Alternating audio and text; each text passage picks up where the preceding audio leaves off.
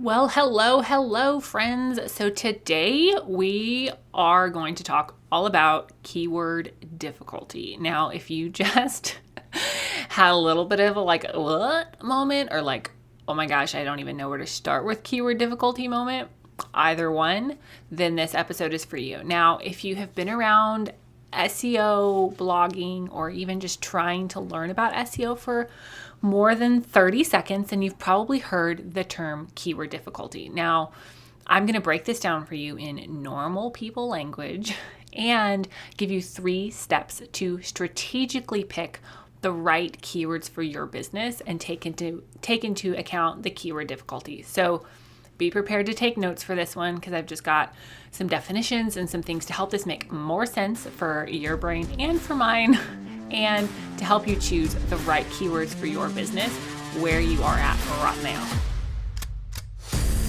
Hey there, fellow entrepreneur. Welcome to Simple SEO and Marketing with me, Faith Hannon. Do you want to grow your business with organic marketing and finally feel like you can understand SEO? Are you scouring the internet for how to get more website traffic, SEO for dummies, and how to market on Pinterest? Have you tried to grow your business with SEO and blogging only to get frustrated and quit because it's overwhelming and too time consuming? Been there. Hey, I'm Faith Hannon, Jesus lover, copywriter, blogger, wife, wrangler of tiny humans, and barrel racer. And let me tell you, I didn't have time to waste sorting through SEO and keyword strategies that either didn't work or were so over my head I couldn't understand them. I honestly thought that SEO and blogging only worked for people with a PhD in tech jargon and a whole team of employees, until I learned these secrets. Good SEO strategies don't have to be complicated, and creating and marketing great content doesn't have to take more than a couple hours a week total. So pop in those earbuds, slam some coffee, and let's grow your business with simple organic marketing and a healthy dose of biblical encouragement along the way.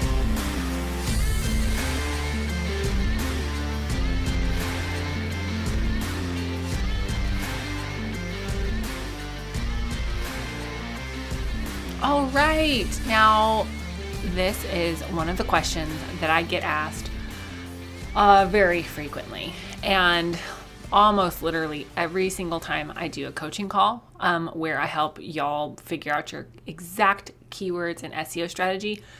My coaching client will say, hey, what does that number over there mean? Does it matter? Should I consider it? So today I'm just going to break it down for you. What is keyword difficulty? Does it matter? How much does it matter? And then how to strategically pick the right keywords for your business, taking into consideration keyword difficulty, because keyword difficulty does matter. Well, I'm going to get into that in a minute. So what is keyword difficulty? Simply put, keyword difficulty is based on the competition for that keyword and how hard it is to rank at the tippy top of Google for that keyword. So Google indexes information, like their whole job, right, is to gather information across all the pages on the interwebs out there and index it or make it make sense so that when somebody types into the search bar, the thing that they're actually looking for is what comes up. Now, if you're new to SEO or just trying to figure it out, then there's a ton of factors that play into whether your page ranks at the tippity top of a Google search or like 97 pages down and never gets seen by anybody except you and your mom. Now, keyword research is a huge part of that. But something that a lot of people don't always consider is keyword difficulty. And keyword difficulty is just simply how competitive it is to rank for that keyword or keyword phrase. Now, most keyword research tools, including the one that I use and love, Ubersuggest, most keyword tools rank keywords in a degree of difficulty. Most of them rank them from 0 to 100, and then the higher the number, the more difficult it is to rank for that keyword. But their ranking factors, it's not an exact science, okay? Because that ranking factor doesn't always take into consideration like all of the other stuff that goes into good SEO on a website, like, page load time and other articles around that, and SEO street cred and the quality of the content and all of those things that matter.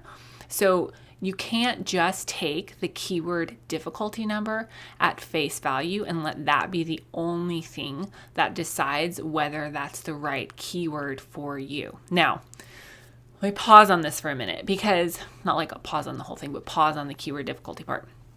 When I'm working with a client and we're figuring out the exact right keywords for their website, there are different types of keywords that I'm looking for and that I want you to look for if you're just like at the faith, I gotta do this my own self stage of business. So you need for each page, for your website overall and each major page on your website, you need what's called, I call it a goal keyword.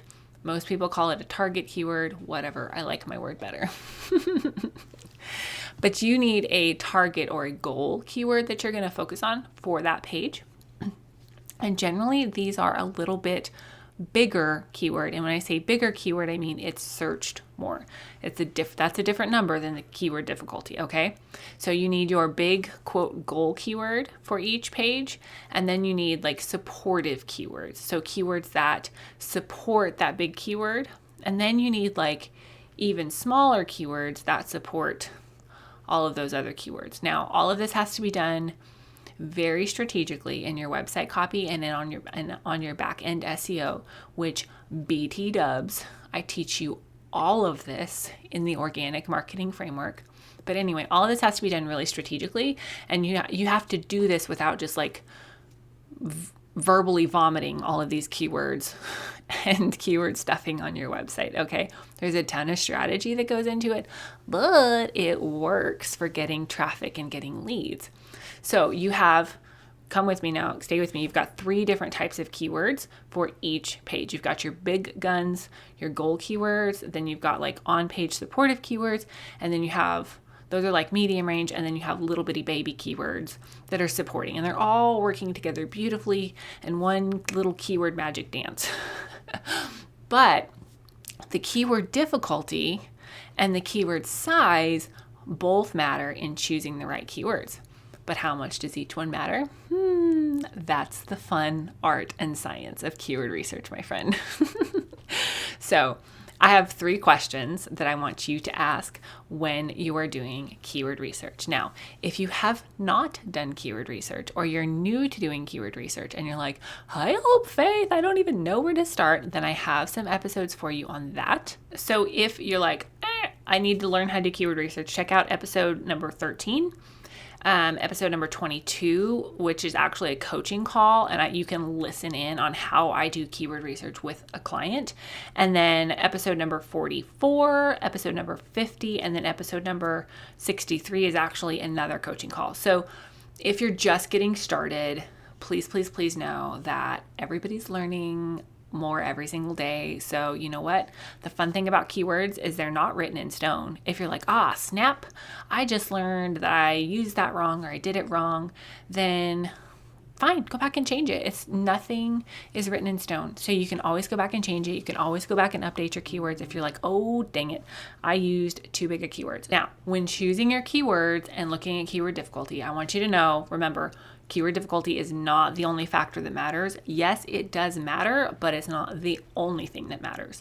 So when I'm looking at keywords for myself and for clients, I look at the keyword difficulty. I try to keep keyword difficulty at like 70 or lower, but not always. And I'm going to explain why in these 3 steps. The first thing that I want you to ask when you're doing keyword research and deciding whether something is a good fit to be your goal keyword, your medium-sized keyword, or your little bitty supportive keywords is, the first question is this: does this keyword fit? Is it authentic? Now, funny story, this was an important thing to me, like tip-top importance to me for a long time. And then in August of 2022, and then again in December of 2022, Google came out with an update and they're like, hey, SEO writing for robots matters less than writing for people. And I'm like, well, thank you. We're already writing for people over here. But I love that Google finally has acknowledged that, or at least is like considering that something sounds like it was written for a person by a person over AI. That's another conversation for another day. But the first question I ask, and the most important question I ask when choosing a keyword for myself or for a client is, does this keyword fit? Is it authentic? Now, you could talk about this for so long, but it's really easy to get to look at keywords and just look at the numbers and look at the potential search results that you could get for that. Like when you're looking at how many people are searching that keyword phrase a month, or the keyword difficulty, you can get caught up on numbers. But y'all, numbers don't matter if the keyword isn't a good fit for your business, if the keyword is not authentic. Like if a keyword does not make sense for your business, for what you're marketing, for who you're speaking to, and for how you want to speak to them, then it's not a good fit. Move on, okay? But if a keyword is a good fit and it's maybe a little bit too big or a little bit too small for the ideal range, the ideal spot that you're at in your business, I'll still go with authentic over the perfect size keyword. Because to me, and I think now to Google, thanks to their little behind the scenes updates, the authenticity of content and the helpfulness of content is more important than a perfect range. And I have a whole formula for figuring out the perfect range, for your keywords. And that's something that I teach in depth in the organic marketing framework. And obviously I use with one-on-one coaching clients. But this keyword that you're trying to use, that you're trying to rank for, and please know, usually keyword means keyword phrase, because not very many people are ranking for like single word things, like real people. So when I say keyword, I mean keyword phrase. But I want you to ask, does this keyword fit? Is it authentic? Okay. And the number 2 thing I want you to ask is, how important is this keyword to your overall strategy? So if it's a keyword that has a high degree of difficulty, but it's just something that's kind of on the fringe of your content strategy, if it's like, it'd be nice to rank for this, but not really necessary, but it has a high degree of difficulty, then pass.